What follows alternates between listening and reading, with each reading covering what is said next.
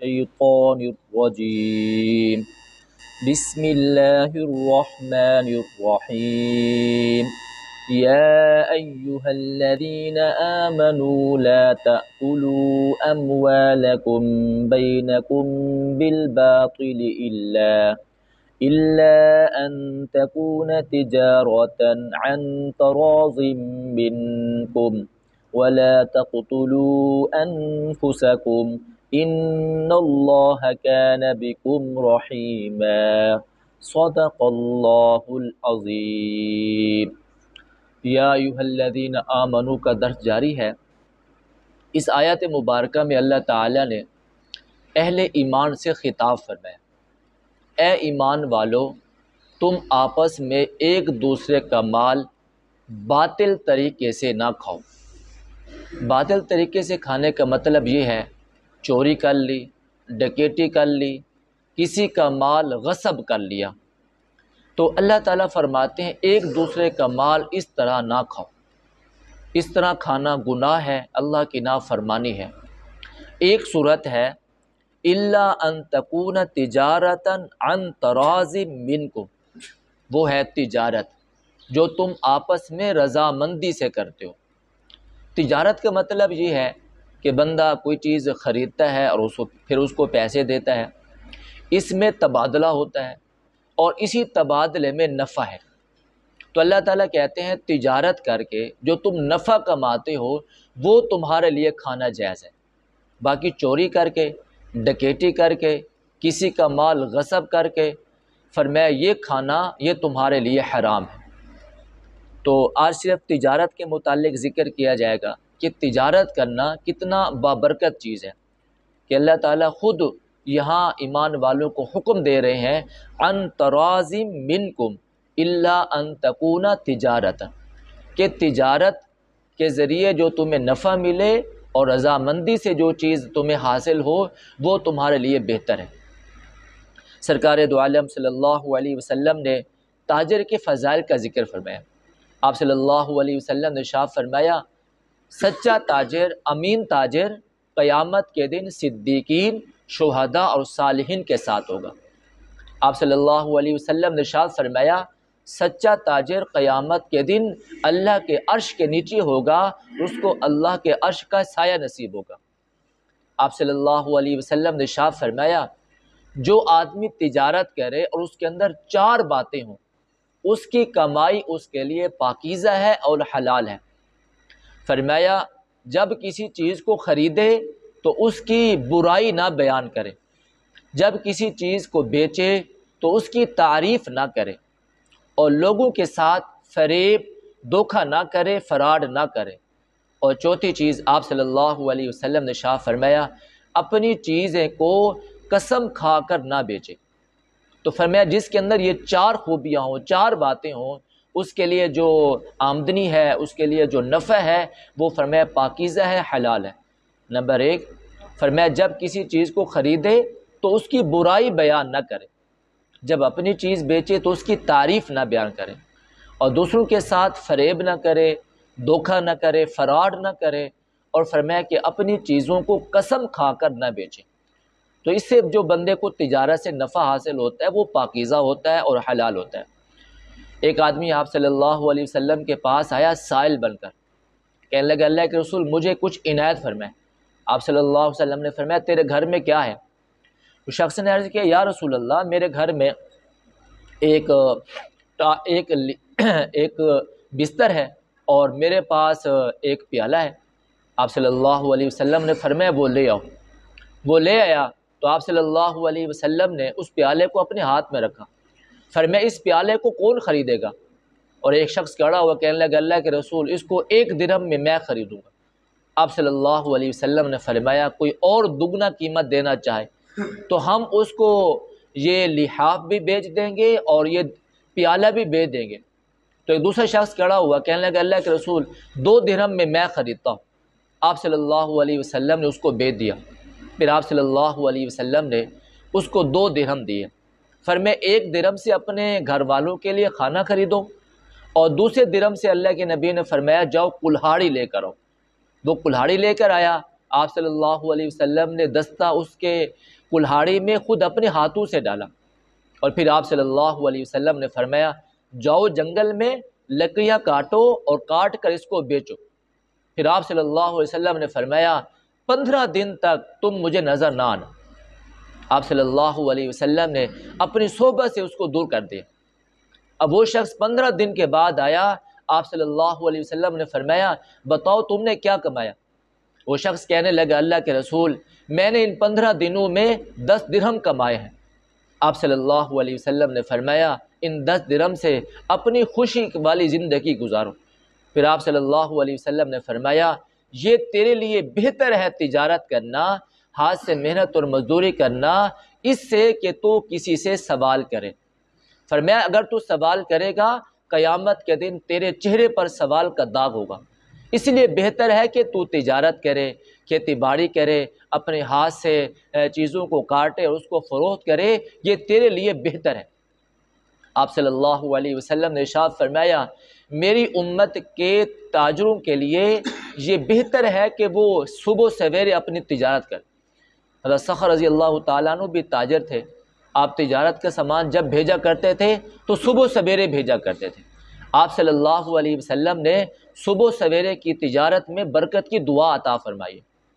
صحابہ کرام میں بڑے بڑے تاجر تھے، خود حضور صلی اللہ علیہ وسلم نے تجارت کی ہے، تجارت کا سفر کیا ہے۔ مکہ میں حضرت خدیجہ رضی اللہ تعالی عنہ بڑی تاجرہ تھی، مشہور تاجرہ اور بڑی مالدار خاتون تھی۔ انہوں نے آپ صلی اللہ علیہ وسلم سے فرمایا آپ میرا مال لے کر ملک شام جائیں، جو نفع ہوگا اس نفع میں آپ کو دگنا عطا کروں گی جو میں دوسروں کو دیتی ہوں۔ آپ صلی اللہ علیہ وسلم حضرت خدیجہ کے غلام میسرہ کے ساتھ ملک شام کا سفر کیا، اور بصرہ کے اندر آپ صلی اللہ علیہ وسلم نے تجارت کی۔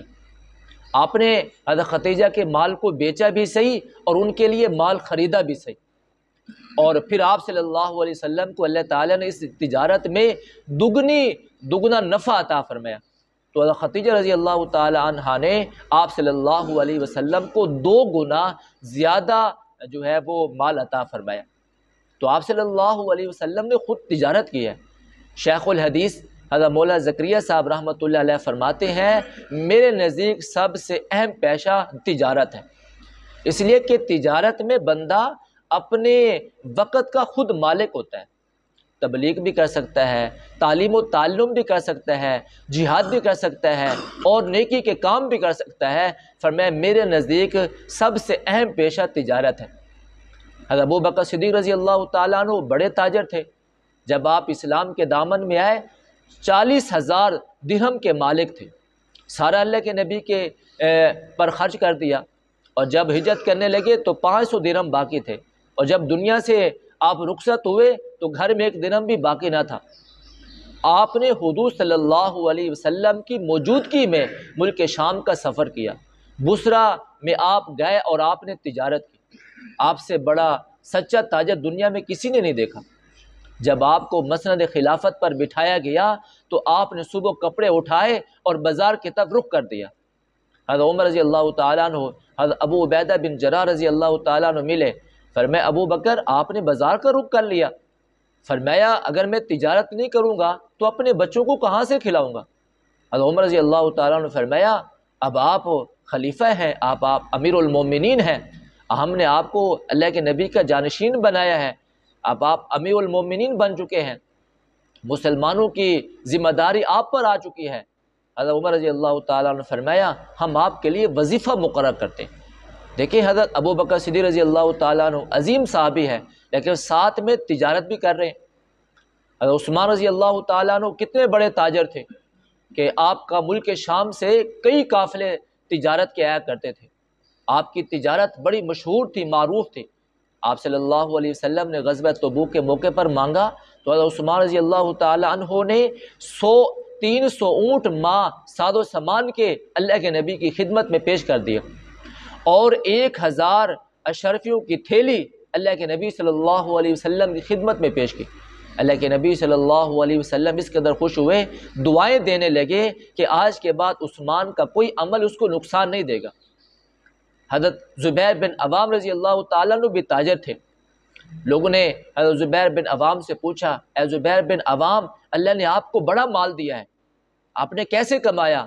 تو حضرت زبیر بن عوام نے فرمایا، میں نے کبھی عیب دار چیز کو نہیں خریدا، میں نے کبھی عیب دار چیز نہیں بیچی، اللہ جسے چاہے برکت عطا فرما دے، اور میں نے جب بھی کوئی چیز خریدی اس میں نفع کا ارادہ نہیں رکھا، اس میں نفع کا ارادہ نہیں رکھا۔ فرمایا اللہ تعالیٰ نے میرے مال میں، میری تجارت میں برکتیں عطا فرما دی ہیں۔ حضرت عبد الرحمن بن عوف رضی اللہ تعالیٰ عنہ کون تھے؟ بہت بڑے تاجر تھے۔ جب ہجرت کر کے مدینہ میں گئے، اللہ کے نبی صلی اللہ علیہ وسلم نے حضرت سعد بن ربیع کے ساتھ مواخذات، بھائی چارہ قائم کر دیا۔ حضرت سعد بن ربیع رضی اللہ تعالیٰ عنہ بڑے مالدار تھے، تاجر تھے۔ انہوں نے فرمایا میں اپنی مال و دولت کا آدھا حصہ آپ کو دیتا ہوں، میری 2 بیویاں ہیں، ایک بیوی کو طلاق دیتا ہوں، جب اس کی عدت ختم ہو جائے گی آپ اس کے ساتھ نکاح کر لینا۔ لیکن حضرت عبد الرحمن بن عوف نے فرمایا اللہ تمہارے مال میں، اولاد میں اور گھر والوں میں برکت عطا فرمائے، مجھے بازار کا راستہ دکھاؤ۔ حضرت عبد الرحمن بن عوف رضی اللہ تعالیٰ عنہ کو بازار کا راستہ دکھایا۔ پہلے دن بازار میں پہنچے، تجارت شروع کر دی۔ شام کو جب آئے تو دودھ اور پنیر اور مکھن ساتھ میں لے کر آئے، پھر تجارت کرتے رہے۔ اللہ تعالیٰ نے آپ کی تجارت میں بہت برکتیں عطا فرما دی۔ حضرت عائشہ رضی اللہ تعالیٰ عنہا نے ایک مرتبہ عبد الرحمن بن عوف کو دعا دی ان کے بیٹے کے سامنے کہ اللہ آپ کے والد کو جنت کی سلسبیل سے سیراب کرے۔ وہ اتنے سخی تھے، اللہ نے ان کی تجارت میں اتنی برکتیں اور رحمتیں عطا فرمائی تھی۔ انہوں نے آپ صلی اللہ علیہ وسلم کو ایک باغ ہدیہ کیا تھا، جو فرمایا بعد میں اس کو بیچا گیا تو 4000 درہم میں وہ فروخت ہوا۔ یہ صحابہ تھے جو انہیں تجارت کی ہے۔ تو اللہ تعالیٰ ارشاد فرماتے ہیں تم آپس میں ایک دوسرے کا مال باطل طریقے سے نہ کھاؤ، الا ان تکون تجارتا عن تراض منکم۔ آج پوری دنیا میں تجارت ہو رہی ہے۔ حدیث پاک میں آتا ہے تجارت کے ذریعے اللہ تعالیٰ نے بندوں کو جو رزق عطا فرماتے ہیں وہ 9% ہے۔ تجارت، سچا تاجر قیامت کے دن شہیدوں کے ساتھ کھڑا ہوگا۔ حضرت امام ابو حنیفہ رحمۃ اللہ علیہ سے بڑا سچا تاجر دنیا میں کسی نے نہیں دیکھا۔